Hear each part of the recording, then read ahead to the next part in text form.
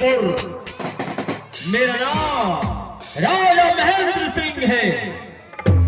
इस इतिहास से मुझे कोई देने की कमी नहीं। 14 कोसों का राज, ये सुंदर सा महल, हमारी महारानी की कोख से एक पुत्र और एक पुत्री का जन्म हुआ है। मेरे बेटे का नाम शंकर कुमार और मेरी बेटी के नाम सुशीला कुमार है।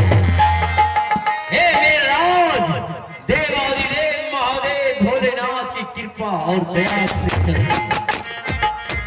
मैं हर रोज बाबा भोलेनाथ की पूजा आराधना करता हूँ। उसके बाद मेरे गले से घुट पानी एक अंधारा नीचे होगा। मैं चलता हूँ शिव की नगरी। चली दिया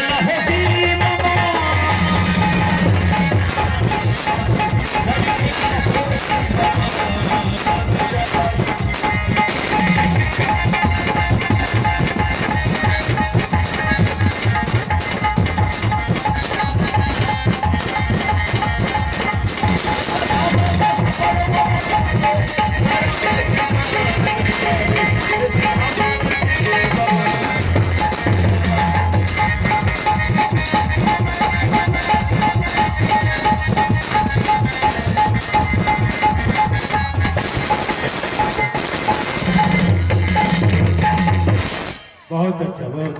और जो कि हमारे आज का कहानी शंकर सुशीला सामाजिक दर्दनाक खेल है। और पाठ देखने वाले बैठ जाइए, जब तक शुरू से अंत तक नहीं देखेगा तो मजा नहीं है। ठीक, अगर देखने वाले हैं आप लोग एकत्रित होकर बैठ जाए और आप लोग मजा लें। और साथ हमारे ये 50 रुपये का पुरस्कार आया है हमारे से राजा जी के पाठ पर। ये कहानी सुनते हुए, राज रागनी देखते हुए, ये संजू देवी जो कि माता जी स्वर्ग चला गए हैं, उनका सुपुत्री है संजू देवी, उनके तरफ से 50 रुपये का पुरस्कार आया है। मैं पार्टी तरफ से हार्दिक स्वागत करती है और करती रहेगी। अब आइए आगे, राजा साहब का अपना परिचय हो गया। अब चलते हैं हमारे रानी साहब के। आइए रानी जी अपना परिचय। उसके बाद ये खेल दर्दनाक और सामाजिक अच्छा होगा, देखने में बढ़िया होगा। आइए रानी जी।